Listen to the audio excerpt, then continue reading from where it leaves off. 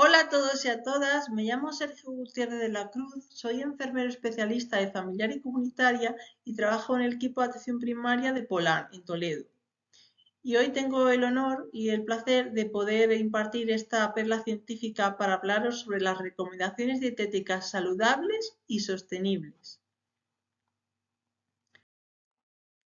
¿Qué nos dice el Ministerio de Sanidad junto a la Agencia Española de Seguridad Alimentaria, la ESAN? Pues en 2022 el Ministerio publicó una serie de recomendaciones y lo que voy a hacer va a ser resumir principalmente cuáles son las recomendaciones que nos indican. En cuanto al consumo de hortalizas y frutas, nos recomiendan que se aumente su consumo, de tal manera que consumamos al menos 5 raciones al día, de las cuales al menos serán 3 de hortalizas y 2 o 3 de frutas. En cuanto al consumo de patatas y otros tubérculos, siempre tiene que ser con moderación. Estamos hablando de una ración de 150 o 200 gramos, como puede ser una patata grande o dos pequeñas. Los cereales siempre mejor integrales. Y estaríamos hablando de 3 a 6 raciones al día.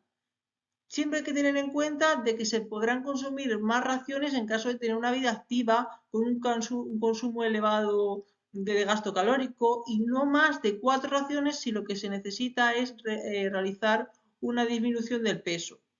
Siempre evidentemente hay que tener en cuenta pues el consumo basal de calorías. Pero la recomendación general para adultos es esa, entre 3 y 6 raciones sería el rango establecido. En cuanto a las legumbres, debemos aumentar su consumo al menos 4 a la semana, hasta llegar a consumirlas a diario. Los frutos secos, 3 o más raciones a la semana, hasta llegar a un consumo de una ración diaria. Es decir, tenemos que seguir aumentando también el consumo de frutos secos. Es verdad que debemos evitar evidentemente su consumo en aquellos niños y niñas que tengan una edad inferior a 5 años por el riesgo alto que presentan de atragantamiento. Ese es el motivo, ¿vale? Por un riesgo de atragantamiento. En cuanto a los pecados, que sea mejor azul. Y estamos hablando de unas 3 raciones a la semana. Siempre se tiene que priorizar, como he dicho, el pescado azul. Por ejemplo, ahí tenéis las sardinas. Sería un ejemplo claro. Los huevos, siempre con moderación, según las necesidades. Máximo 4 huevos de un tipo mediano a la semana. Es decir, no hay que demonizar el huevo, como veis, porque se pueden llegar a consumir 4 huevos a la semana. Siempre de un tamaño mediano. El huevo es rico en proteínas de alto valor biológico, como sabéis. Es verdad que contiene colesterol en la yema, pero eso no limita a que debamos consumir unos 4 huevos medianos a la semana. En cuanto a la leche y otros productos lácteos, siempre con moderación, según las necesidades. Máximo 3 raciones al día. Hay que tener en cuenta que es preferible que sean sin azúcares añadidos y con bajo contenido de sal. La leche tiene lactosa, entonces es un disacárido que ya de por sí contiene azúcares, los azúcares propios de la leche. Entonces no añadamos más azúcares al propio azúcar que ya contiene la leche. Y evidentemente teniendo un contenido bajo en sodio. En cuanto a la carne, hay que disminuirla y mejor si es blanca. Tanto es así que partimos de cero, es decir, no consumir nada de carne hasta 3 raciones de carne a la semana, pero siempre priorizando el consumo de carne blanca. Muy importante. Es decir, la carne es verdad que nos aporta proteínas de alto valor biológico, pero se pueden obtener proteínas de alto valor biológico por otras fuentes alimentarias, de tal manera que hay que reducir el consumo de carne, ya que se han visto los perjuicios que pueden, las dificultades que puede ocasionar, las complicaciones a medio o largo plazo, el consumo de carne, está más que demostrado. No es un nutriente, no es un alimento esencial, por lo tanto, la carne entre 0 y 3 raciones a la semana. El aceite de oliva cada día se recomienda, teniendo en cuenta que una ración va a equivaler a 10 mililitros, ¿vale? Y una cuchara sopera sería el equivalente a una ración, pero debemos añadirlo en todas las comidas. Es verdad que tiene un alto contenido calórico, pero también nos aporta otros nutrientes que son muy necesarios.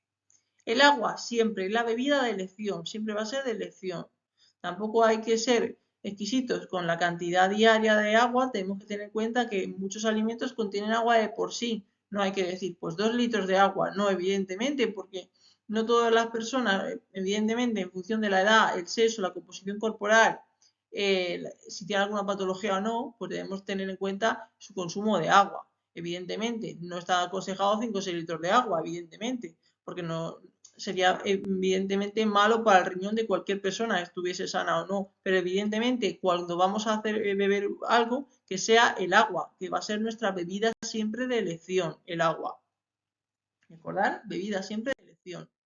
¿Y qué debemos reducir o evitar consumir? Pues son los alimentos procesados, es decir, aquellos con un menor contenido en sal, azúcares y grasas, ¿vale? Habrá que elegir esos, evidentemente. Ya si se consume ocasionalmente un alimento procesado, pues que al menos sea el que tenga menos contenido en sal, azúcares y grasas. En cuanto a las mantequillas y otras grasas saturadas, hay que reducir drásticamente su consumo.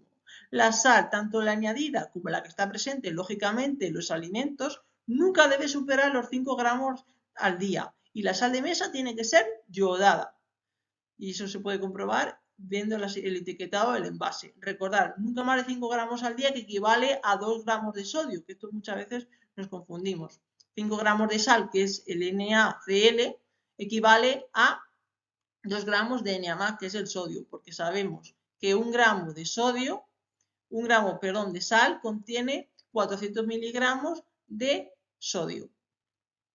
En cuanto a algunas bebidas, pues debo minimizar o evitar las bebidas azucaradas, edulcoradas y energéticas. Como hemos dicho, el agua va a ser de elección y hay que evitar cualquier otro tipo de bebidas. Y algunas recomendaciones prácticas para la hora de comer, pues siempre intentar consumir alimentos que sean frescos, no procesados o mínimamente procesados, pues sabemos que hay mucho procesamiento detrás, pero por lo menos que sean lo mínimamente posible. Hay que ajustar lo que comemos y la energía que gastamos para lograr y mantener un peso corporal saludable.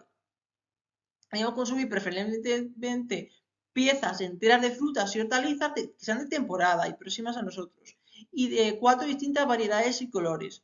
Cuanto más diversidad y variedad, mejor. Debemos aumentar el consumo de legumbres, no solamente en invierno, como suele ser habitual, sino que también se pueden preparar en otras épocas del año, en verano, por ejemplo, en prepararlas en ensalada, porque nuestras necesidades nutricionales, el consumo de legumbres son todo el año. Entonces, no solamente aumentar el consumo en invierno, que normalmente se suele aumentar, sino que sea algo que tengamos todo el año. Podemos prepararlas perfectamente en ensalada. Por último, otra recomendación pues es el plato de Harvard. Para quien no lo conozca, es un plato que nos permite distribuir muy bien la cantidad de nutrientes de forma saludable, de tal manera que repartimos el plato en 4 trozos. Un 25% lo destinamos a los cereales integrales, otro 25% a proteínas saludables de alto valor biológico, como puede ser el huevo, el pescado que sea azul, las carnes, moderar siempre, como he dicho, su consumo entre 0 y 3, pero también tenemos que consumir proteína. Y proteína se puede hacer proteína de alto valor biológico, mezclando, por ejemplo, nutrientes que sean aminoácidos que sean deficitarios en lisina y otros aminoácidos deficitarios en metionina, como los cereales. Pues si los cereales son deficitarios en lisina y las legumbres lo son deficitarias en metionina, pues las combinamos y obtenemos una proteína de alto valor biológico. Y por otra parte tenemos los vegetales y las frutas, que juntos logran obtener un 50% de nuestro plato. Y siempre acompañado, como he dicho, del aceite virgen extra, si puede ser aceite de oliva virgen. Siempre acompañado una cucharadita sopera, que son 10 mililitros. Y el agua en todas las comidas como bebida de elección. Muchas gracias por esta perla científica, por permitirme hacerla, y os deseo todo lo mejor y que lo paséis lo mejor posible en este congreso. Un abrazo enorme.